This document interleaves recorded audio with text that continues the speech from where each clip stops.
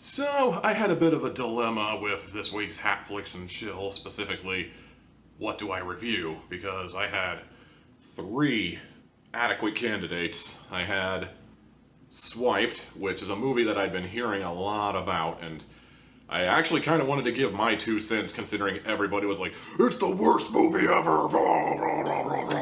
Oh, the melodrama, the director's an ass! Okay, I'm intrigued.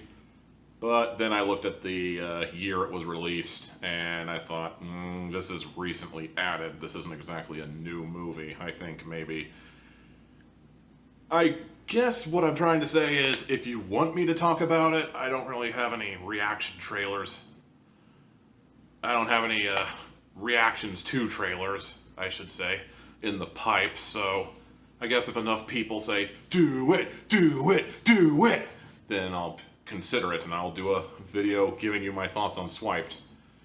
Option 2 was Invader Zim, Rise of the Florpus, and I watched that, and there were actually 2 things that kind of kept me from picking that one. First of all, I'm not as invested in Invader Zim as I was in Rocko's Modern Life. You know, Rocko's Modern Life was my childhood. Invader Zim was basically was quite a bit after my time with Nickelodeon, if I'm being entirely honest. And 2, I've already done one Nickelodeon thing earlier last week and the week before. I kind of want to move away from that and maybe present a little more variety. Again, if enough people request it, I might do a review, so, you know, do it, do it, do it in the comment box. Although specify it's enter the Florpus, yeah. Specify enter the Florpus if you're gonna do it, because then I don't know what you're doing, because people are already doing do it for Swiped, so. And then we get to number 3 on the list, which is ultimately the one I went with. I kind of regret that decision in hindsight.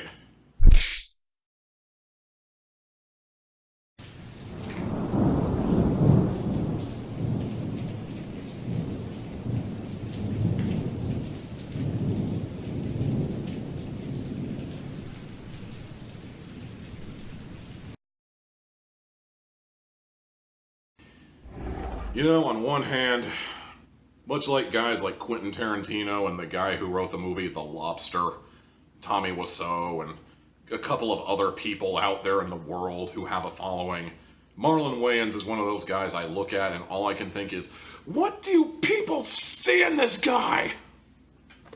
On the other hand, in the case of Marlon Wayans, I have a feeling that one guy is going to show up and he's going to be all like, excuse me, but I'm afraid you're not allowed to review this movie based on the fact that you're not a person of colour, and therefore anything you have to say about this movie in particular is invalid, you stupid twat. Granted, on occasions like this, I am fairly willing to give the devil his due. I mean, take into account that I, for example, am whiter than Kip Winger's teeth during the 80s, and therefore would probably not understand a comedy that's aimed specifically at black people. I would look at stereotypes that are being portrayed on camera, and I would look at this wondering, why is this funny? I don't know anybody like this. This is an alien concept to me. While the black guy sitting next to me will probably be laughing his ass off and being like, oh man, that's totally a guy I know. Oh man, that's totally my uncle. Or oh man, that's totally my auntie, or something like that, you know?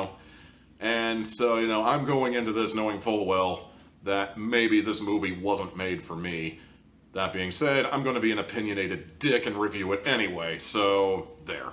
The movie overall has a very simple plot. In fact, it's so simple that when I looked it up on Wikipedia earlier in the week, it could easily be summarized in 2 sentences. Wait, yeah, 2 sentences.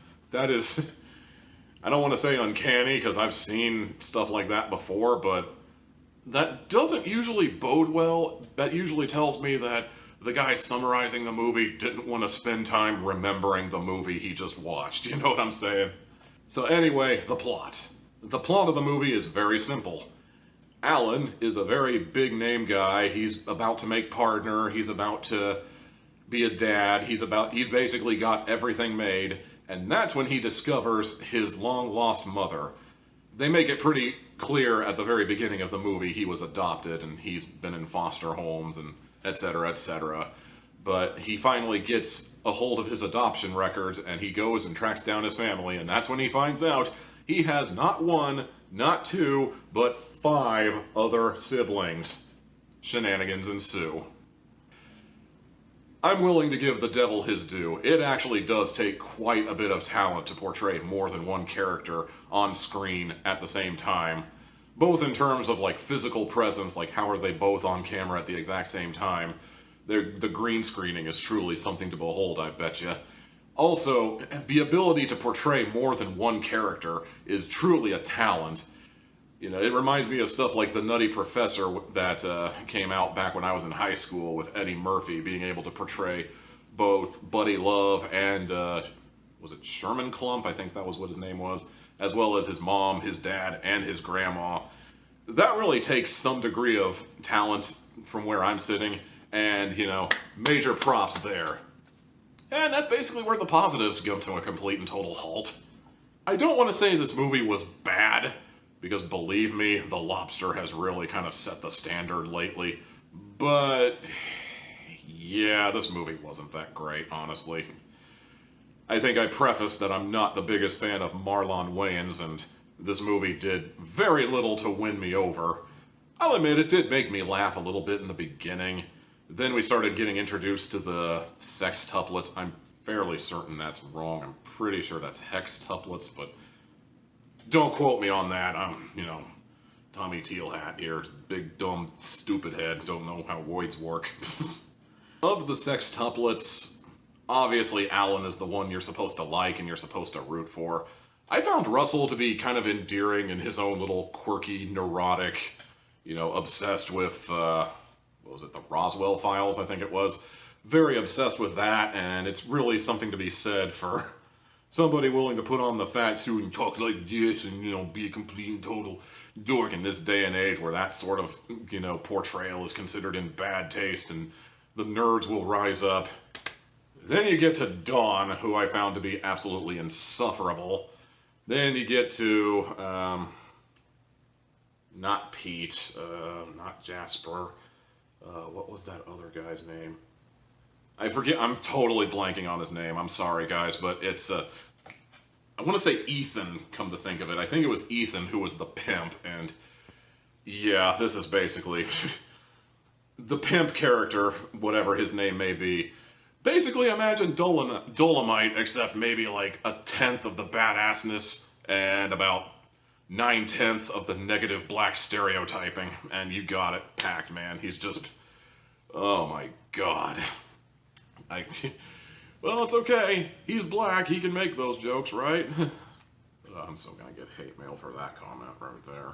I'm gonna be entirely honest with you right now. When I found out who the remaining sextuplet was, I basically called it a day. It's like, okay, I've already figured out who all the sextuplets are. I figured out that the basic plot we're going with is that, yeah, Alan is the one who turned out good and everybody else turned out completely, more or less completely, I don't want to say garbage, but did not have it as good, you know, like Russell's the shut-in who watches old 60s sitcoms and eats, not just eats, but like subsists entirely on Captain Crunch and Count Chocula and what have you. Dawn is the exotic dancer who may or may not be a crackhead. You know, Ethan, I think is his name, is the pimp. Jasper is odd, and I think Pete was the guy who works in the black market selling kidneys to random people, and you know, like all the hextuplets, sextuplets are completely deplorable people. Yeah, it's kind of amusing at first, but well, actually I take that back. Russell isn't really deplorable so much as it is like he's probably one of the nicer dudes in the family, but I digress. Overall, if you're actually curious about watching this movie, I mean, I guess go ahead. Personally, I've seen better, but I've seen significantly worse. In fact, I've seen significantly worse recently. The bar for bad is pretty high. I honestly found this movie to be very eh.